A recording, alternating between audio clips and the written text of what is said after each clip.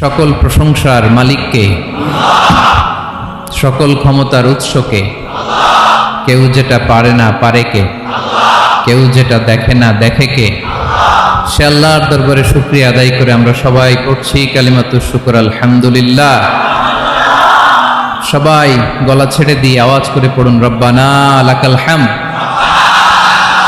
হামদান কাসীরান তাইয়্যিবান মুবারাকান ফীহি ইয়া রাব্বি লাকাল হামদু কামা ইয়ানবাগি লিজালালি ওয়াজহিকা ওয়া আযীমি সুলতানিকা লাকাল হামদু বিল ঈমান লাকাল হামদু বিল ইসলাম লাকাল হামদু বিল কুরআন। বলুন তো আমরা প্রশংসা করলাম কার? সব সময় আমরা প্রশংসা করব কার? কম কম না বেশি বেশি? করলে লাভ না লস? বেশি বেশি যেন আমরা আল্লাহর প্রশংসা করতে পারি। আল্লাহ তৌফিক দান করুক, পড়ি আমিন। আল্লাহ রাব্বুল ইজ্জা ওয়াল জালালের দরবারে প্রশংসা জ্ঞাপনের পাশাপাশি আমি আজকের এই প্রোগ্রামের যারা আয়োজক, রামাটেক্স গ্রুপের সকল প্রবাসী ভাইয়েরা যারা আজকের এই প্রোগ্রামকে অর্গানাইজ করেছে, আমি তাদেরকে অন্তরের অন্তঃস্থল থেকে শুকরিয়া জানাতে চাই। Especially I would like to thank the authority of Ramatex Textile or the company to give us the nice opportunity to make a gathering here. আমরা অনেক খুশি, আমরা তাদের জন্য দোয়া করি। এবং আপনারা যারা আমার প্রবাসী কর্মজীবী দিনদার ইমানদার তৌহিদি জনতা, আপনারা যারা এসছেন, আপনাদের সকলকে অন্তরের অন্তঃস্থল থেকে শুভেচ্ছা এবং মোবারকবাদ জানিয়ে শুরু করতে চাই। আমি সূরাতুল বাকারার একটি আয়াত তেলাওয়াত করেছি এবং বোধ করি আয়াতটি সবার মুখস্থ। আয়াতটির নাম আয়াতুল কুরসি। কি নাম? 255 নম্বর আয়াত, সূরাতুল বাকারা, আয়াত নাম্বার 200।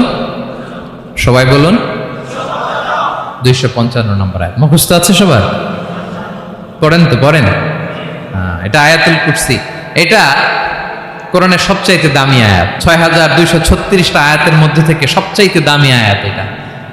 আযমু আয়া ফিল কুরআনিল কারীম, আল্লাহর কোরআনের সবচাইতে দামি আয়াত, the greatest verse in the Quran. উবাই ইবনে কাব রাদিয়াল্লাহু তাআলা আনহুকে বিষ্ণু সাল্লাল্লাহু আলাইহি ওয়াসাল্লাম জিজ্ঞেস করলেন, উবাই বলো তো কোরআনের কোন আয়াতটা সবচেয়ে সেরা? উবাই জানেন, তারপরে বললেন আল্লাহু ওয়া রাসূলুহু আ'লাম, আল্লাহ আল্লাহ রাসূল ভালো জানেন। দেখেন কত বিনয়ী ছিলেন সাহাবারা, জেনেও উত্তর দিতে চাইতেন না, ভাবতেন না জানি বিষ্ণুনবী নতুন কিছু আমাদেরকে জানায়। বিষ্ণুনবী আবার বললেন, তুমি কি জানো কোরআনের সবচেয়ে শ্রেষ্ঠ আয়াত কোনটা? এবার উবাই ভাবলেন এবার আমি উত্তরটা দিয়েই দেই। তিনি বললেন আয়াতুল কুরসি, আল্লাহু লা ইলাহা ইল্লা হুয়াল হাইয়ুল কাইয়ুম, এটা শ্রেষ্ঠ আয়াত। বিষ্ণুনবী খুশি হয়ে উবাই ইবনে কাবের বুকে একটা চাপড় মারলেন, এরকম আদরের চাপড় দিয়ে বললেন, লিয়াহনিকাল ইলমু ইয়া আবুল মুনজির, হে আবুল মুনজির, জ্ঞান এবং প্রজ্ঞা তোমার জন্য মোবারক হোক, তুমি ঠিক বলেছো। সুবহানাল্লাহ পড়া। তাহলে এই প্রথম ইনফরমেশনটা আজকে জানলাম, কোরআনের সর্বশ্রেষ্ঠ আয়াতের নাম। সবাই বলবেন একসাথে, কোরআনের সর্বশ্রেষ্ঠ আয়াতের নাম কোন সূরায়? আয়াত নাম্বার 255। এত আয়াত থাকতে এই আয়াতটা কেন সর্বশ্রেষ্ঠ হলো রে ভাই? এর কারণ এই আয়াতের ভেতরে আল্লাহ তাআলা তার নিজের পরিচয় তুলে ধরেছেন। এই আয়াতের ভেতরে আল্লাহ তাআলা তাওহীদের পরিচয় দিয়েছেন, একত্ববাদ, তিনি যে এক, একক। আমাদের রব কয়জন? নাকি দুইজন? তিনজন? কয়জন? আমাদের রব একজন, এক আল্লাহর পরিচয় আছে। এখানে আল্লাহর জ্ঞান, আল্লাহর ক্ষমতা, আল্লাহর কুদরতের বিবরণ আছে। এই একটি আয়াতে আল্লাহর 4টা আসমাউল্লাহিল হুসনা আছে। আল্লাহর 4টা সুন্দর সুন্দর নাম, আল হাই, আল কাইয়ুম, সবশেষে আছে আল আলী, আল আযীম। মোট কয়টা? জোরে বলেন। আল হাইয়ুল কাইয়ুম 2টা, আল হাই একটা, আল কাইয়ুম একটা। ওয়ালা ইয়াউদুহু হিফযুহুমা ওয়া হুয়াল আলিয়ুল, একটা আল আলী আর একটা আযীম। তাহলে মোট আল্লাহর কয়টা নাম আছে এখানে?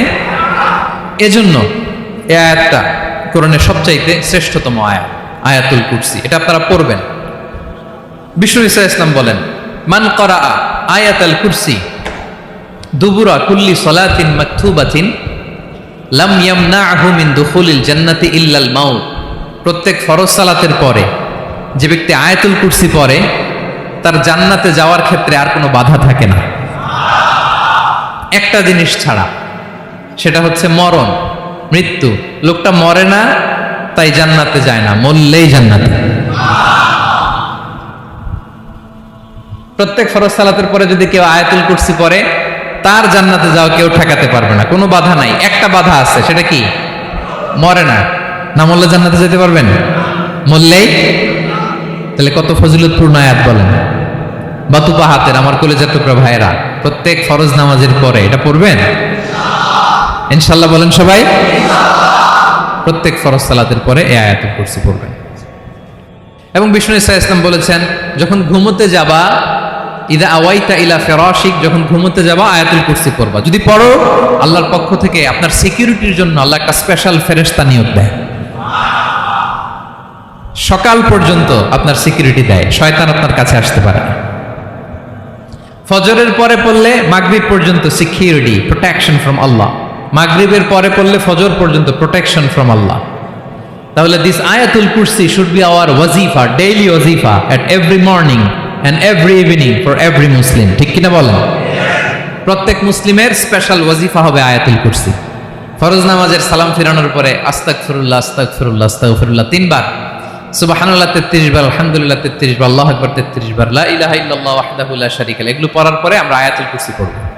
তাহলে জান্নাতে ঢোকার এন্ট্রি আমার কেউ ঠেকাতে পারবে।